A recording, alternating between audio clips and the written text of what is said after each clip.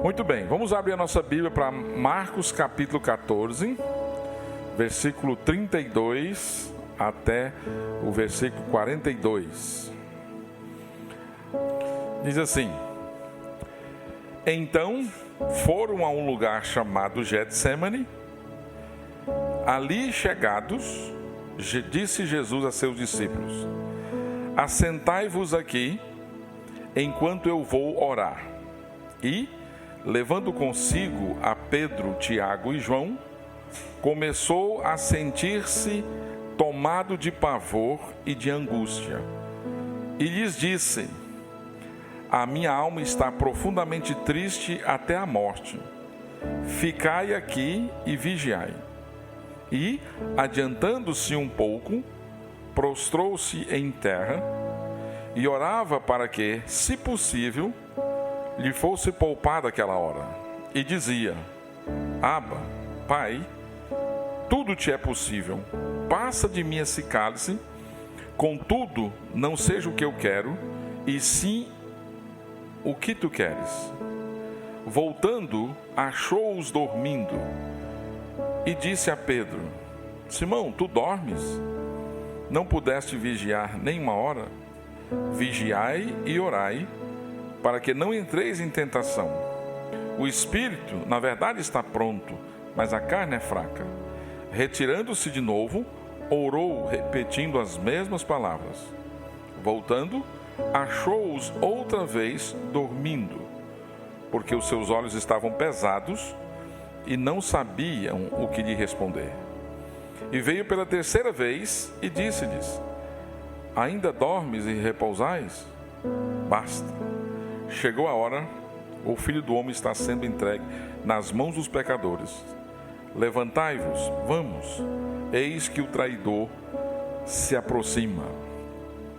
Jardim geralmente traz uma figura agradável, bela, com flores, aromas, belas paisagens de modo geral. Se você gosta de jardim, talvez você já tenha visitado um jardim lindo, bonito, que te impactou profundamente. Nesse caso aqui, esse jardim não trouxe impacto de imediato para muita gente, mas pelo menos para 3 homens: Pedro, João e Tiago. Os discípulos estavam juntos, mas só os 3 caminharam junto com Jesus até aquele momento de oração. Lá eles sentaram, oraram, e diz o texto que eles se angustiaram muito. Getsêmani, em hebraico, significa prensa de azeite. E existe um lugar onde tem uma igreja construída, que pertence à igreja romana, grega, ortodoxa russa e algumas outras igrejas, e que eles dizem que este é o lugar, mas na verdade ninguém sabe ao certo. O fato é que a gente sabe que fica ao norte, no Monte das Oliveiras, esse local aqui, né? E é um local provavelmente que Jesus já visitava, porque Judas sabe onde encontrá-lo, sabe onde buscá-lo, né? Então isso indica que era um lugar já conhecido dos discípulos. Agora, o curioso é que dentro da cidade de Jerusalém não havia jardim. Era uma cidade bastante lotada, bastante cheia. Além do mais, tinha uma lei em Jerusalém que proibia esse cultivar jardim, porque diziam que podia poluir o chão, que era sagrado, usando esterco de animais para adubar os jardins. Então isso ficava proibido de ter esse tipo de coisa lá. Mas algumas pessoas que eram ricas e tinham condições de ter um jardim, o que elas faziam? Elas possuíam jardins privados nos subúrbios. Então é bem provável que esse jardim que Jesus está visitando no Monte das Oliveiras, onde ele descansava, pertencia a alguém conhecido dele que era rico, alguém que dava a ele esse acesso para esse jardim privado. Quem sabe Zebedeu, o dono de uma frota de pescaria, de uma empresa de pesca, não fosse o dono desse jardim. Mas o fato é que Jesus tem acesso a esse lugar, parece ser uma rotina que ele tinha, tanto é que, como eu disse, quando Judas vai localizá-lo para entregá-lo aos sacerdotes, às autoridades de Jerusalém, ele sabe onde encontrar Jesus, ele não tem dificuldades. Disso, então, um lugar já conhecido, né? Então, como eu disse, provavelmente um lugar incerto, mas existe uma igreja nesse local, né, que pertence à Igreja Católica, a Igreja da Armênia russa e grega. Eu tinha esquecido a Igreja da Armênia. Os franciscanos, desde o século XVII, eles cuidam dessa igreja aqui. Nesse jardim, né, existia oliveiras plantadas ali, né? Hoje, na verdade, ainda existem oliveiras que foram plantadas no IV século por uma imperatriz, né? Mas no local onde eles dizem ser aquele lugar, né? Mas a gente sabe que no ano 70 depois de Cristo, Jerusalém foi queimada, né, pelo imperador Tito, imperador romano, e tudo foi destruído, né? E a gente pode encontrar essas informações no livro famoso de Flávio Joséfos. Então Jesus esteve ali num momento muito significativo da vida dele. Lembre-se que Marcos está narrando a última semana de Jesus. Ele já celebrou a última ceia com os discípulos, onde ele estabelece a nova aliança, e agora ele está se aproximando da prisão e da julgamento e crucificação. Mas antes ele tem esse momento aqui junto com os discípulos nesse lugar chamado Getsêmani, né? Então, antes da traição de Judas, antes da crucificação, Jesus passa um momento importante com os discípulos. O interessante é que aqui a gente percebe que Jesus não duvida da sua filiação divina ou da sua divindade. Mesmo que ele ora ao Pai pedindo, se possível, para passar aquele momento, evitar ou livrá-lo daquele momento de sofrimento, ele submete ao Pai como Deus homem, Deus encarnado. Ele se submete aos desígnios do Pai e ele está pronto a enfrentar o que vem pela frente. Então ele continua firme, convicto e revelando aí a sua divindade. Ele nunca duvidou disso. Como Deus encarnado, homem submisso aos desígnios do Pai, então ele clama pela misericórdia do Pai, dizendo pelo menos 3 vezes Abba, que quer dizer Pai, tudo te é possível, se for possível, afasta de mim esse cálice. E por 3 vezes ele faz essa mesma oração. Observe que do grupo dos discípulos, apenas 3, João, Tiago e Pedro, estão mais próximos. E é interessante que você tem aquela passagem chamada a transfiguração de Jesus, lembra? Que Pedro quer fazer uma tenda para todo mundo. Lá foi um momento totalmente diferente. Lá eles viram Jesus na sua glória. Eles viram um brilho como nunca tinham visto. E Pedro está meio atordoado com aquela situação, né? Ele quer fazer uma tenda para que Moisés, Elias pudessem permanecer ali e coisa e tal, viver sempre na glória. Agora eles estão indo para um outro momento de Jesus. Diz o texto que Jesus diz: a minha alma está profundamente triste. Eles viram Jesus em angústia. E no relato de Lucas, talvez pelo fato dele ser médico, isso interessava ele, diz que a angústia de Jesus foi tão intensa, que o suor dele era, na verdade, gotas de sangue. Lembra disso? Então só Lucas traz essa informação. E os discípulos assistiram, esses mesmos 3. Eles viram Jesus glorificado, na glória, naquele momento da transfiguração. Teve um impacto tremendo. E agora eles estão vendo Jesus de uma forma que eles nunca tinham visto. Jesus estando angustiado, de uma angústia profunda, uma tristeza por conta do peso que aguardava a vida dele, aquilo que ele iria se submeter. Mas aqui Marcos apresenta Jesus como o servo submisso e totalmente dependente da vontade de Deus, apesar da falta de apoio e encorajamento dos seus amigos mais íntimos. Lembre-se que Marcos está escrevendo para os romanos, uma igreja gentia, certamente tinha judeus, e ele quer que essas pessoas saibam o que significa seguir Jesus. Eles querem que eles entendam isso.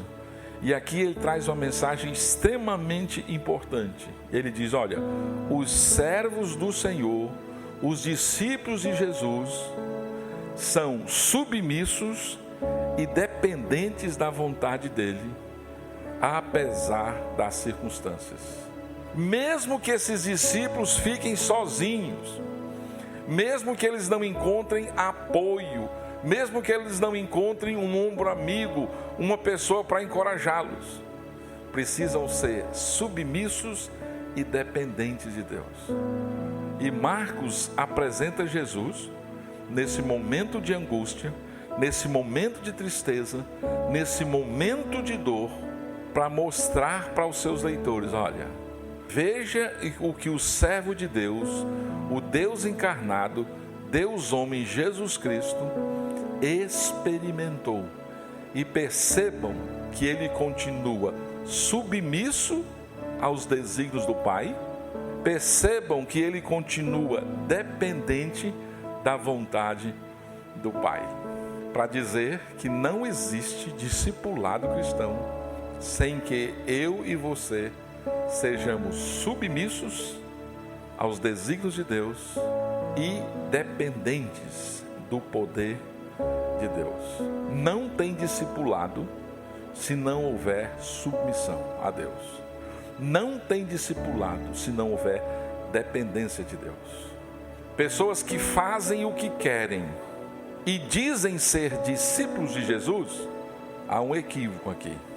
Não existe isso na mentalidade bíblica. O próprio Jesus, em todo o seu ministério, foi submisso aos desígnios de Deus. Eu gosto muito da passagem de João capítulo 4, quando Jesus está indo para Galiléia com os discípulos, não usando a estrada tradicional que os judeus usavam. Os judeus desviavam de Samaria, porque Galiléia ficava ao norte, a Judéia no sul, e aqui ficava no meio a Samaria, e atravessando o Jordão tinha uma estrada mais longa, porque os judeus, querendo ir para Galiléia, não passavam pelos samaritanos. Jesus rompe com isso e ele vai para o caminho mais curto, ele passa por dentro de Samaria. E João no capítulo 4 registra isso. E eles estavam com fome, os discípulos disseram, olha, vamos providenciar comida. Jesus fica sozinho. E aí a pouco tem uma mulher que vem buscar água no poço de Jacó, e aí a história da mulher samaritana você conhece. E quando os discípulos retornam, sabendo que Jesus estava com fome, eles dizem para Jesus, mestre, Rabi, come. Ele diz, eu tenho uma comida para comer que vocês não conhecem. Aí eles olham um para o outro e dizem, será que alguém trouxe comida enquanto a gente estava fora? E aí Jesus diz, olha, a minha comida consiste em fazer a vontade e realizar a vontade daquele que me enviou. Ele não nega que está com fome, mas ele aproveita a oportunidade para dizer aos discípulos, olha, discípulo verdadeiro é submisso à vontade de Deus. Discípulo verdadeiro é submisso aos desígnios de Deus. É dependente do poder de Deus. E aqui a mesma ideia Marcos compartilha através do registro dessa cena que aconteceu no jardim do Getsemane, exatamente para que os discípulos entendessem que só há discipulado se tiver, por parte do discípulo, submissão e dependência de Deus. O discípulo nunca é senhor. Por isso, ele se submete. Então, discípulo que tem muita vontade, discípulo muito cheio de si, não entendeu o discipulado ainda. O discípulo que acha que ele deve seguir Jesus, porque senão Jesus vai ficar muito triste, não entendeu nada ainda. Discípulos genuínos são submissos aos desígnios, à vontade de Deus. Você é submisso a Deus? Você tem prazer em conhecer e fazer a vontade de Deus? Ou você primeiro está buscando estabelecer o seu próprio caminho, os seus próprios desígnios? E você deve submeter a Jesus e depender dele, mesmo que as circunstâncias sejam desfavoráveis. Ninguém é discípulo só quando as coisas estão boas, mesmo quando você não encontra nenhum apoio. Sua família, seus amigos, ninguém está caminhando com você, mas você entendeu o seu chamado para ser discípulo e você submete à vontade e depende do poder de Jesus. Marcos enfatiza que nessa cena aqui teve uma luta emocional muito intensa. Ele usa palavras fortes para descrever a tristeza de Jesus. E por outro lado, isso revela a humanidade de Jesus. Ele é Deus, sim, mas também é humano. E ele está muito angustiado, ele está muito triste com essa possibilidade. E recorrendo a Lucas novamente, diante das 3 pedidos que ele faz ao Pai, repetindo a oração, Lucas diz que os anjos confortaram Jesus. Ninguém traz essa informação, mas Lucas diz que Jesus foi confortado pelos anjos. Agora, anjos na Bíblia são mensageiros. Eles sempre se apresentam com uma mensagem. Agora, não é difícil imaginar qual foi a mensagem que o anjo ou os anjos passaram para Jesus. Pai, se possível, passa de mim esse cálice. Todavia não seja feito como eu quero, mas sim como tu queres. Os anjos disseram para Jesus, não dá. Esse é o plano combinado antes da fundação do mundo. O Pai está contigo. A gente não sabe a mensagem, qual foi a palavra que o anjo disse, ou as palavras, mas o Lucas diz que ele foi confortado pelos anjos. E aí os discípulos, por outro lado, não conseguiram acompanhar Jesus nesse momento. Eles dormiram, né? Eles ficaram talvez com o peso daquela situação, mas não conseguiram administrar aquilo ali, né? E esse momento então passou a ser significativo. Quais são algumas lições a gente pode aprender dessa narrativa? Quais algumas lições a gente pode observar? Primeira coisa, soberania de Deus. Deus está sempre no trono. Deus não passou procuração para ninguém. Deus não desistiu ou está ocupado com outras coisas. Deus está no controle de forma única e absoluta. Deus continua controlando as coisas. E Jesus, quando ele se dirige a Deus em oração, ao Pai em oração, ele diz, olha, tudo te é possível. Ele sabe do poder de Deus. Ele sabe do poder ilimitado da divindade. Ele reconhece que até aquele momento seria possível, se assim o Pai quisesse.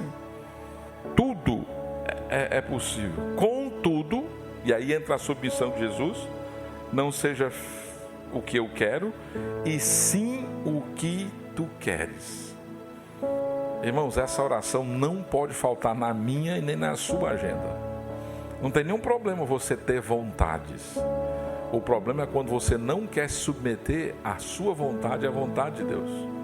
O problema é quando você quer estabelecer a sua vontade como boa, agradável e perfeita. Esse é o problema. Jesus até expressa o desejo.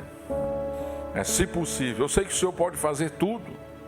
Se possível, passa de mim essa situação. E ele descobre que não é possível.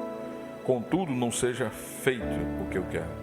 Então Jesus se coloca debaixo da autoridade do Pai, do plano eterno do Pai. A soberania de Deus, sempre quando eu penso na soberania de Deus, eu penso em plano, eu penso em projeto de Deus. Conversávamos na escola dominical a experiência de Jó. Passou por uma situação extremamente desafiadora. E no final ele disse: olha, bem sei que tudo podes e nenhum dos teus planos pode ser frustrado. Nenhum. Tu és soberano. Ele teve na prosperidade, teve lá embaixo e foi erguido de novo. Ele disse: Senhor, tu és soberano. Ninguém pode frustrar os teus planos. E Jesus, ao se dirigir, reconhecendo mais uma vez a autoridade do Pai, ele lembra desse fato, que o plano de Deus é perfeito, ele é soberano. E por isso ele abre o coração dele. Jesus não esconde da sua angústia nem para os discípulos. E ele se dirige a Deus. E Marcos compartilha para todo mundo, revelando a luta de Jesus, revelando a tristeza, a dor, o sofrimento de Jesus. Pelo distanciamento de tempo que a gente tem da crucificação de Jesus, a gente meio que minimiza aquela situação. Mas o sofrimento de Jesus foi algo muito intenso, que antecedeu, inclusive, a crucificação propriamente dita. Nesse momento do jardim, ele já está profundamente triste e angustiado, mas não perde de vista a soberania de Deus. E eu acredito que se você é crente no Senhor Jesus, se você não tem uma convicção clara e forte a respeito da soberania de Deus, você vai ter dificuldade de lidar com as circunstâncias. Porque as circunstâncias têm o poder de aumentar a sua fé ou de diminuir, piorar a sua fé. Então, se você não tem a clareza, a convicção firme do que é essa soberania de Deus, você vai ter dificuldades em lidar com as circunstâncias, que tem o poder de levantar a sua fé ou de levar você para baixo. Mas a soberania de Deus dá a estabilidade que você precisa.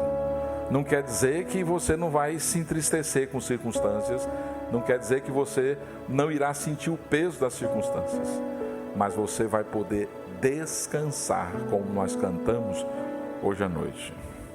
Uma outra lição que eu posso destacar aqui, olhando para essa narrativa, é que a terra nunca será o seu lugar de descanso. Portanto, vigie. Aqui nunca será um lugar de descanso. A vida humana é marcada por lutas, ora mais intensa, outra hora menos intensa, mas todo mundo tem as suas batalhas. Aqui não é lugar de descanso. Voltando, Jesus, as 3 vezes, achou-os dormindo e disse a Pedro: Simão, tu dormes? Não pudesse vigiar nem uma hora? Não dá para parar. Você tem que vigiar, tem que estar atento, porque a terra não é o seu lugar de descanso. E eu fico me perguntando por que a gente tem tanto apego e se apega tanto às coisas dessa vida, como se fosse o maior tesouro que nós temos, o maior recurso que nós temos, o maior bem que nós temos. Às vezes nós demonstramos que aqui é a nossa morada definitiva. Não, descanso não é aqui. A vida na terra não é o seu descanso. Não foi aqui que Deus escolheu. Você precisa estar atento. Você precisa estar atento às questões morais, às questões que adentram o seu pensamento. Você precisa estar atento aos valores que você está abraçando. Você precisa estar atento pela forma como você está usando o seu tempo. Você precisa estar atento sobre o tipo de lazer que você está buscando. o tipo de prazer, o tipo de energia, onde você está gastando as suas energias, os seus planos para essa vida. Você tem que estar atento. Você precisa vigiar. Ainda nós não podemos parar.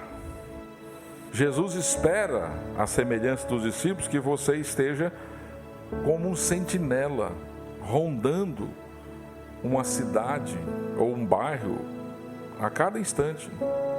Estamos na terra não para receber conforto, mas crescimento. Por isso que regularmente o Senhor permite que os seus filhos sejam provados. Discípulos de Jesus passam por provações. E as provações não é um sinal de que Deus não é bom, ou que o plano dele não deu certo para você, ou que você seja uma pessoa terrível, miserável. Não. São meios usados por Deus para promover crescimento, amadurecimento na fé, para você se tornar mais e mais parecido com Jesus. E isso envolve esse tempo aqui na terra, esses desafios aqui na terra. Os discípulos não foram vigilantes. Outra lição: comunhão com Deus ainda é a maior arma de defesa do cristão.